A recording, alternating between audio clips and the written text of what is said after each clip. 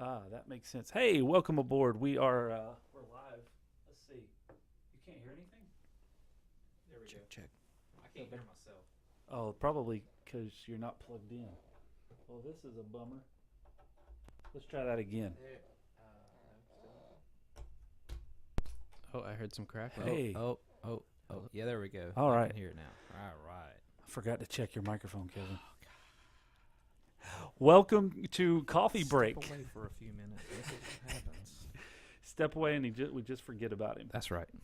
There we go. Welcome aboard to the Coffee Break podcast. It is episode number 10, and we're gonna have a lot of fun today. Really excited, even though we had a little bit of technical difficulty to get it started. But before we get into it, coffee.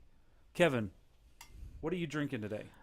Just Americano with some of the sweet and creamy creamer from Silk. Just your standard Americano. Just standard Americano. Nothing. No oat milk this week. No crazy additives. Although I did have a latte yesterday afternoon that had cayenne pepper in it, and it was phenomenal. I saw that text. I'm not too sure. Oh, it's so good. It burns so good in the back of your throat. It's very. It would be a great one for the holidays because it's got nutmeg and cinnamon in it as well. It's very, very warming. I bet. It was good. It was really, really good. And the barista was like, so I'm just going to go ahead and make it straight, but I have a lot of people that tell me they like it really hot. So if you want more cayenne, I'll let me know. I'll put it in there. I took one sip and I coughed, and he was like, is it too strong? I was like, oh, no, it's perfect. But he was like, you want some more? But it was good. It was very good. But yeah, standard Americano today. I didn't get my coffee in here, so. Oh God. How can we have a podcast called Coffee Break? You have no coffee. This is going to be rough. Oh. Over here, Austin. Hello. How you doing? Good. How are you? My name is Austin. What are you drinking? What did you call that technology that we were working with earlier? I'm drinking whatever you made me, and it's delicious. Black coffee. Siphon brew. We did a quick siphon brew this morning, so I essentially just made a big mess in the coffee bar and then and then left my coffee in there and walked away. So anyway, Austin is here, and we'll get into a little bit of that. But Austin, tell us a little bit about yourself, where you come from, what you're up to. Okay, so Austin Marvel, that's my name. I'm a photographer, videographer. They call us cinematographers when we do both. I've done it full time for a while now, probably coming up on seven years. Oh, wow. I did it a lot when I was in school, and was kind of, when we were having that conversation earlier, just kind of winging it because I was in school. I had no idea what I wanted to do. I was getting my degree in business and marketing, and everything fell into place. I think I kind of spoke it into fruition, and I just knew what I wanted and what I didn't want to do in the future, and that's here we are. I originally hail from Washington State, and that's where I grew up. I was born in California, so I'm a Northwesterner, or West Coast kid. But yeah, I've been in Charlotte for coming up on 2.5 years, and I really enjoy it. So what brought you into Charlotte? So when my high school sweetheart at the time was just my girlfriend. We were finishing up college, and she finished up 1 quarter before me, and she had already had an internship out here with the company Westinghouse. I'm not sure if you guys are familiar with it. They're based up in Pittsburgh area, but she had the opportunity to come out here for a job, and me doing what I wanted to do, said, well, I can go anywhere, so let's make this happen. Sure. Yep. And then her parents had just moved to Columbia, South Carolina, so. Oh, that worked out great then. Oh, yeah. I love the lake life down there. Yeah, boating. So yeah, I hate the humidity, but everything else about the South I love. Everybody that I've ever talked to that has moved to this area from somewhere else says the same exact thing. It's pretty They rough. cannot stand the stickiness, I can't do the it. heat. Have you been to Florida? Oh yeah. So, I'm not necessarily North Carolina's not that complaining, bad but if you've very been to similar. Florida. Yeah. So you're from Pacific Northwest. You said. I know you've been to Portland a couple of times. I've seen on Facebook. So is that where you're originally from, or is that just? So I grew up in I should say a city, but it's called Tri-Cities. It's Kennewick, Pasco, and Richland.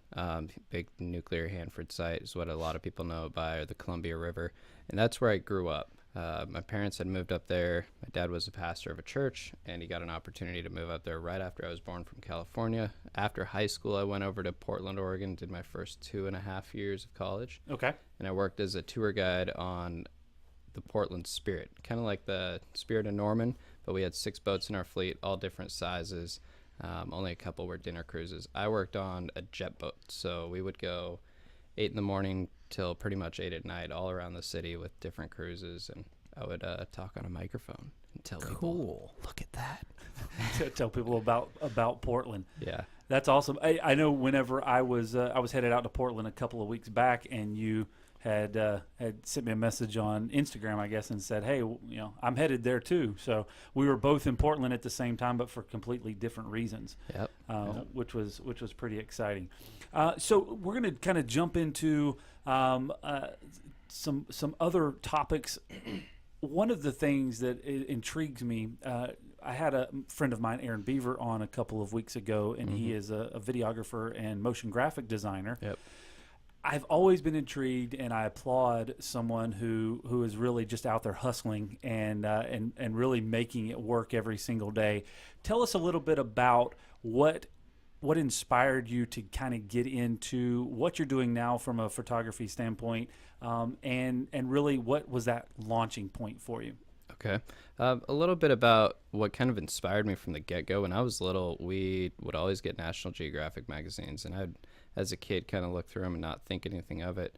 But as time went on, where every month I'd get a catalog and look through it, I started to realize I really liked the lifestyle that these people were taking the pictures, how they had it, how they would travel the world, they'd bring their families with, they would just meet new people and enjoy cultures and pretty much document it and tell stories. I loved that. I never really saw it as a possibility to do until probably about late high school, and I wasn't really into photography in high school or anything. I got my camera when I was 19, and I actually bought it off Craigslist, and it was broken. So That's a bummer. Awesome. And so I had to learn how to use a broken camera, but that also taught me how to use a broken camera and know every aspect of everything that goes into a picture. And same thing happened 2 years later. I upgraded, camera broke, and so I had to learn how to use another broken camera. So by the time I took my first photography class, I was teaching my professor, this is what cameras can do now. Like you learned on cameras 10 years ago, but you haven't really shot with what they can do now. And someone said, you should maybe think about doing this. And then I had a couple of experiences when I went to Eastern Washington University. I got involved with the outdoor recreation program. Everyone in that program was outdoor rec major, and I was the only marketing major. So they figured, how can we use you in a good way to like create our content? And so I started making photos and videos for them and catalogs and doing all that, kind of designed my own role there. Gotcha. And then when we got out of college, I was looking at what all my friends were doing and kind of the opportunities of where my life could go. And I kind of wrote a list of what I don't want to do, what I don't want in the future, then what I do want. So like I was saying, I kind of spoke it into fruition and just, work towards those goals every day. That's exciting, and that's something that, again, not a lot of people can do, and not a lot of people have the ability to do, so that's really exciting. One of the things that we were talking about earlier when we were getting prepped to come in here today was you were asking how this company got started and kind of that process, and I think I made probably about 80% through the story. But one of those unique aspects has been how one of the lessons that we've learned is how to market our business. And so I think that's going to be an interesting way to kind of have this conversation this morning. Is we're still not anywhere close to being good at it, in my opinion, but there are a few facts. I think there's a few points that maybe you can help bring to the table on when it comes to marketing. I believe that the biggest part of marketing is learning how to tell your story for your customer to be able to understand it in whatever means you want. I was on a conference call yesterday, and a guy was talking about at trade shows he goes and he wears a bright colored suit or a crazy costume or something like that to stand out. Right. That's marketing. Yeah. And that doesn't work for everybody. Guerrilla marketing. There you guerrilla go. marketing. Guerrilla non-traditional. Talk to us a little bit about that. Some of the things that you've learned from the marketing side, and maybe some pointers that you can help give other businesses like us or other businesses out there that are trying to figure out what they need to do to be able to essentially tell their story to their customers. Right. So one thing that's really tough for most businesses is defining your target market. Like not only who do you sell to, but who do you want to sell to? Who's your ideal customer? And a lot of times that the age varies, the demographic of who you're selling to, that varies. So for what I've found is I have to sell in a way without, saying, oh, I can do a photo shoot, for this much or whatever, not soliciting services, but more of staying on the top of people's minds. And it's 2018, so you can send people postcards and stuff, but 9 times out of 10, it'll go in the trash. So you want to make sure that your marketing efforts are not wasted. They actually have a return on investment of time. And so stuff like Facebook, stuff like podcasts and Instagram and all that goes, it's surface level for a lot of people. So you can bring in a lot of traffic, but then you can engage them really well too. So I found that social media it's an incredible tool, and I think it's going to be an incredible tool as 2018 moves to 2019 and so on.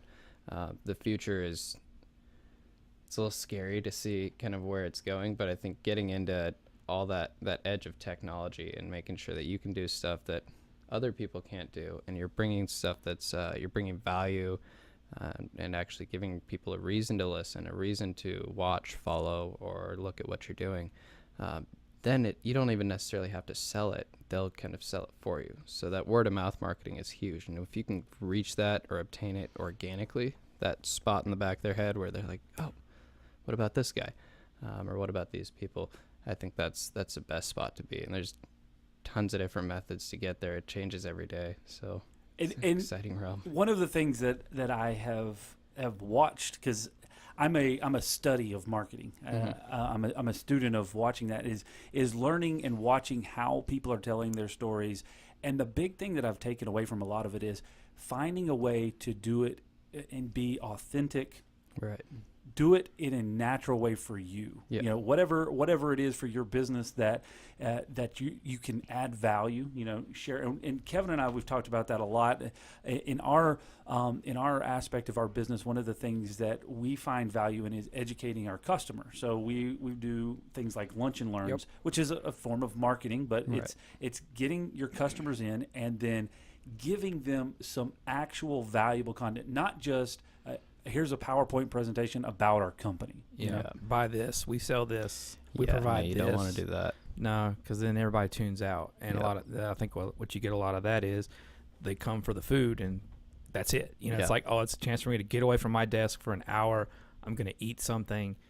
I have to listen to something, but I'm just going to kind of tune out because at least I'm not at work. Yeah. It's like one of those things when you go on vacation, like, hey, you should buy this timeshare. If you sit in our presentation, we will give you X. Free beer, free dinner. Exactly, or a gift certificate. And you go with no intention to buy the timeshare, but you go for the freebies. Yeah. So we try to avoid that, and we actually try to, and we've got some great feedback on it, especially like our we do a class on door hardware, which is basic ground floor, how to understand it so that when you call us and you say you have a problem, we can, I can't remember who said it, but it's like a communication type deal. Customers may speak on a level 1 or 2.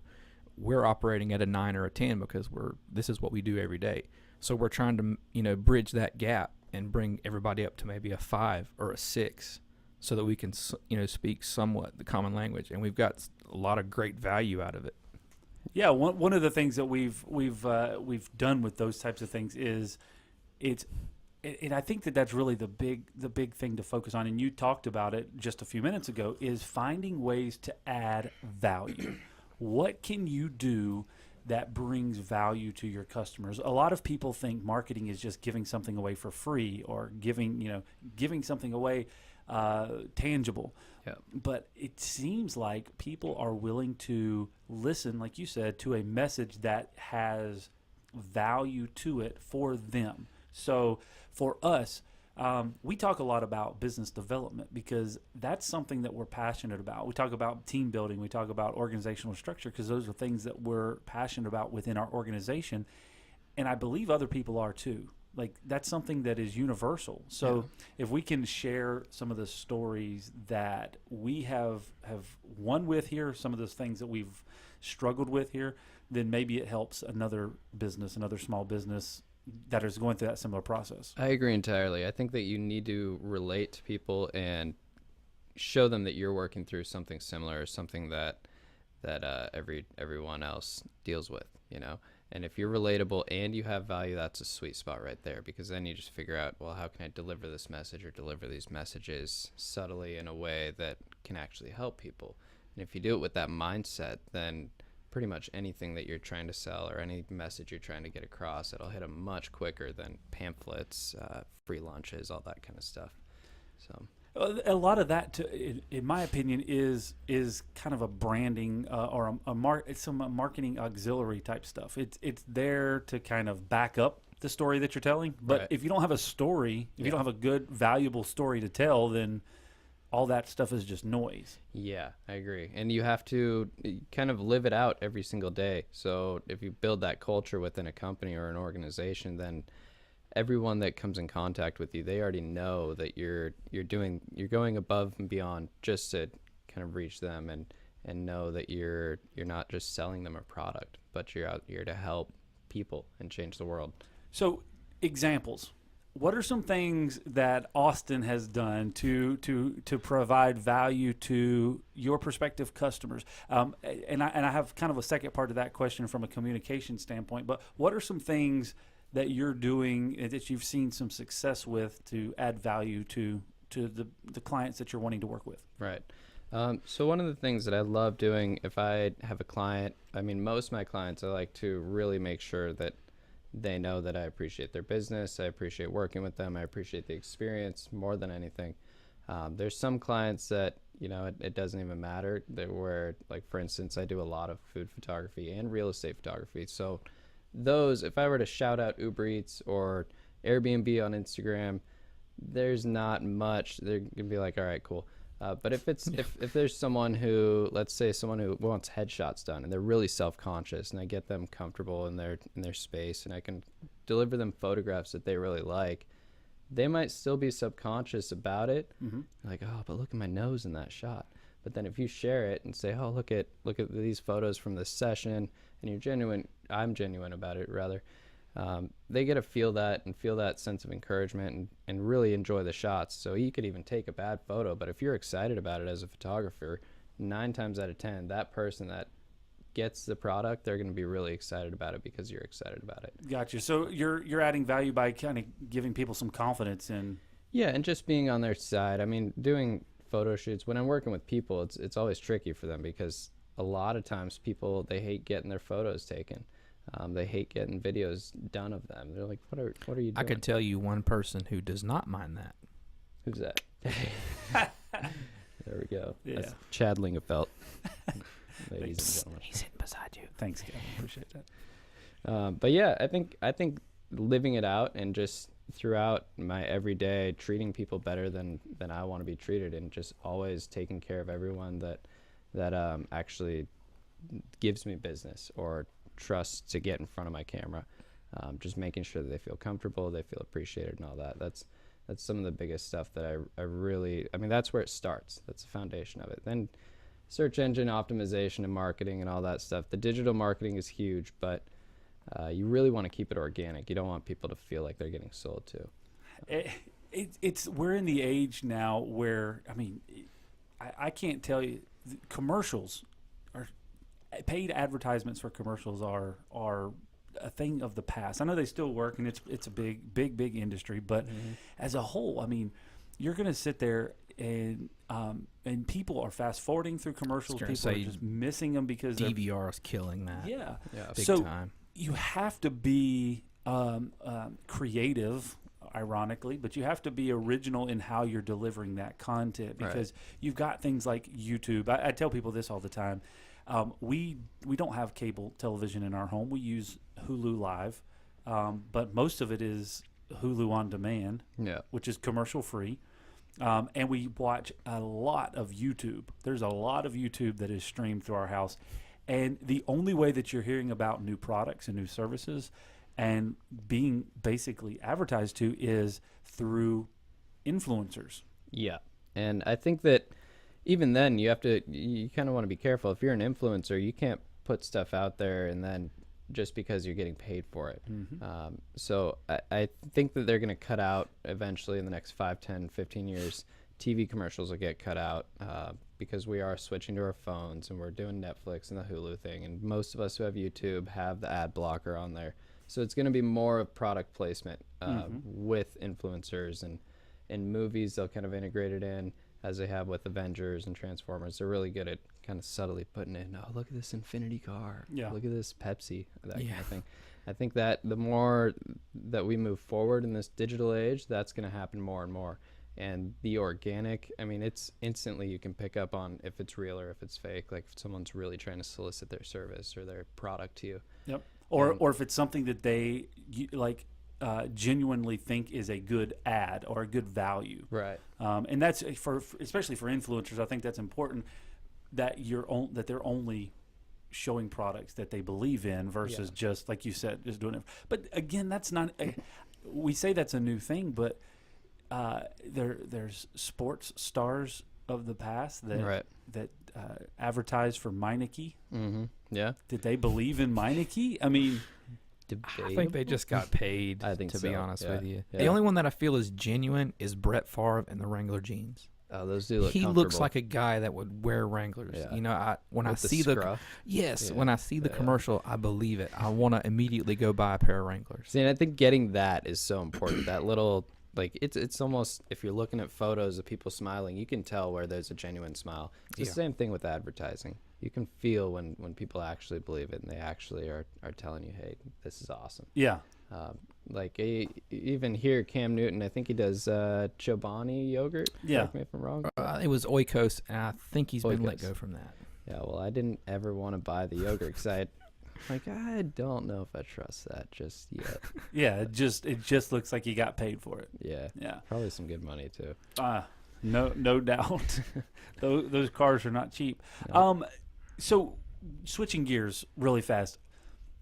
This is something that intrigues me a lot. How are you connecting with clients? So one of the preface for that is you and I got connected at a Hornets golf event. Yeah, how did you get linked up and get there? If we can sidetrack real quick. At the Hornets event? Yeah. I have tickets to the Hornets games. Oh. Or the company has tickets to the Hornets games. And that was like a sponsor. It was an invitation type thing. Yeah. Yeah.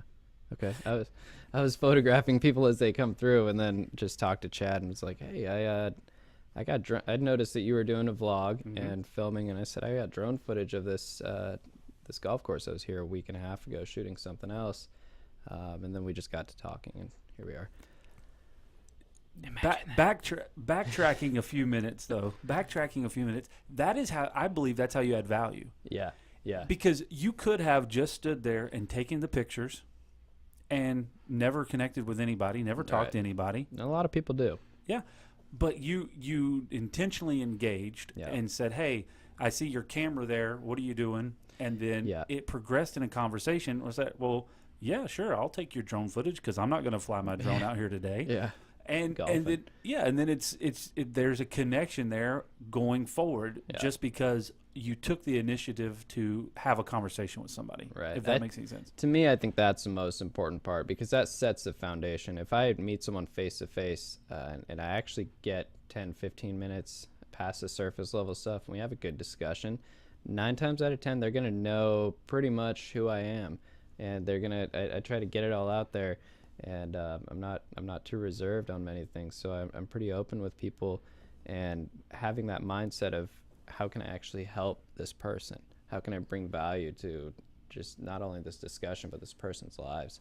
I kind of work with that mindset or mentality every day. I think that's not something that you can do as a put on. I don't think that's something that you can fake. I think that's something that a person genuinely has to possess. It's something that we've talked about a lot here with our team. Tons. Zach and Kevin, they're our sales team out in the field, but all I've ever said is, help people. Find ways to provide help and service to people, and that's what they're good at is finding those ways to connect with people and help them. That's all people want, you know. It's not really about here's my list of products that I need to sell you. It's, hey, I'm here to help. Yeah, I agree. I think that's one of the most important, like, foundational steps. You have to set that in stone first. For anyone that wants to be an entrepreneur or wants to actually succeed in business, you have to want to genuinely help people, because if you try to fake it, you'll get exhausted, and people pick up on it. You can't sell anything if people know that you're trying to sell them something and you're just really pushing it. Yeah. It's like a used car salesman type of deal. Yes, that's a whole nother podcast. Seriously. So here's another question for you. Is one of the questions that I sent you earlier. In a world where everybody is carrying a camera, right? Everybody. Yep, Everybody is carrying a camera. Everybody's a Most times, too. professional photographer. Yeah, they like to think so. What sets you apart, and how do you define that? Because you've got, and even such, I mean, I've got a camera floating around somewhere in here that's Mine's here somewhere. digital deal. Yeah, he's got a camera as well. There's a whole shelf in there of cameras. You can buy camera gear. Right. All right. Anybody can buy it. Yep.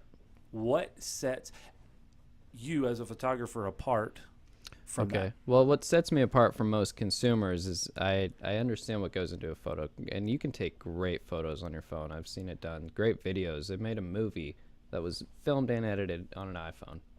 It's actually a decent movie. So I definitely know that that's going to be tougher for photographers and videographers moving forward.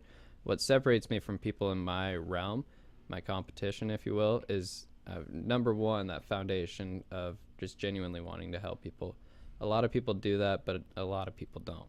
And knowing that, I film a lot of weddings too, so knowing that for bride and groom, if I can go home and put a little bit more time after a wedding into sending them a couple slow-mo clips with some music on it for them to be able to post that on Facebook and Instagram, and even give them some photos, even if they didn't pay for it, just kind of having that mentality and mindset. A lot of people, when they get that, they freak out and they tell everybody. You're adding value. Exactly. And it's not coming from a place like, oh, maybe I could get some more money out of them. It's just, I've been married and I know what it's like. We had to wait a year for our wedding photos, and we actually sued our wedding photographer, which is Wow. crazy going through that. I wasn't very happy about it at the time, but now I've developed this business with that in mind. Yeah. So every time I film a wedding, I pray for the couple. I do everything that she didn't, our wedding photographer, and it's added value in a way that it comes from a genuine place.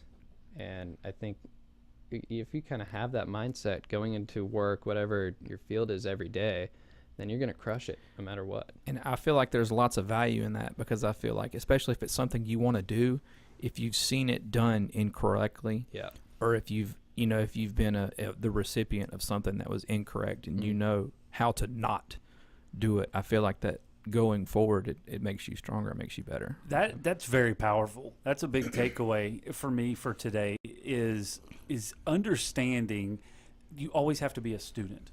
And even if that being a student is paying attention to your personal experiences with others, we talk about here a lot communication, because in our industry and in contractors, subcontractors, in any of those industries, it is a very common practice for people to not communicate well. Right. And the consumer is always frustrated and angry because they're not getting the communication, they're not being upfront. It's not the norm for people to communicate, to effectively communicate, or to overly communicate.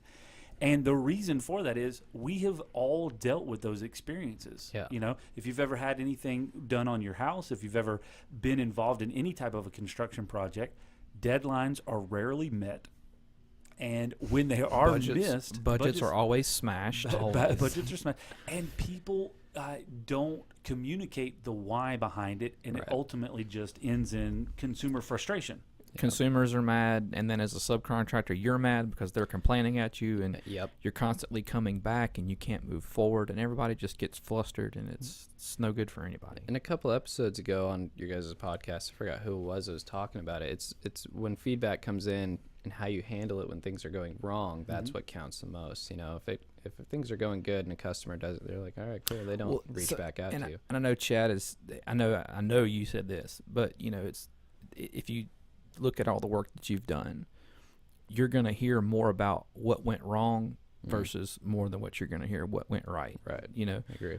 People are more apt to complain as opposed to praise. You know, you might have, you know, for every one good review you may get, you know, you probably somebody's got a list of gripes about something. That's typical human nature. You're much more the negative experiences stick out a lot more than the positive, and so it's easy to complain rather than to express the excellence. Right. And I think that coming from a place that's genuine, when you can actually take feedback and process it in an objective manner and not get, you know, your feelings hurt. Yeah. And not be like, oh, this person's personally attacking me because they don't like the exposure or the contrast on their face.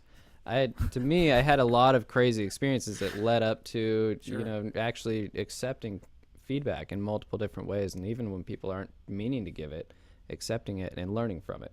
And I really think that has set me apart over the last couple of years, because I've seen photographers and videographers just give up and I can't do it, you know, I can't. The bride, she didn't like the way that she looked, and she was telling me, like, just fix it. You're gonna have a couple of text messages that are awkward, a couple of phone calls that you might have to, well, what do you really need here? What is it that you don't like? And then take the time and fix it and treat them well. And that really, what I've found is that's what set me apart from a lot of my competition, because a lot of people, they don't do that. They can't handle that customer service aspect very well. But it really is just kind of like that hashtag that you've got right there, always improving. That's a part of it. You know, you want to learn and grow and really do better so that you don't have to deal with that next time. So that's it's very, very, very valuable. And a huge takeaway from today's conversation is always be in a state of learning, take feedback, and and also incorporate your personal experiences to improve your own services and your own response. I think that's huge. It is. It's everything. Awesome. Austin, I thank you very much for coming out today. This has been really exciting. It's good to kind of get to know you a little more. My pleasure. Tell us real quick how people can get a hold of you, how they can contact you if they need a good photographer. Hey, so if you check me out on Instagram, you can obviously look me up, Austin Marvel. I have a couple of different ones, but Austin Marvels is where I do all my outdoor adventure stuff. So if you like seeing pretty pictures of the world, go ahead and check that out. For local stuff in Charlotte, there's one called Meet the Marvel, and that's where I actually put more behind the scenes stuff of travel and everything. So, and I'll talk to you if you DM me. Promise. There you go. Austin Marvel, Kevin Starr. What's up? How you doing? I'm good. Just hanging out over here, you know. Tell us a joke. A joke. Oh gosh, a purveyor of fine. I'm not really the joke guy. I'm more of the cliche guy. I just give me a cliche about photographers.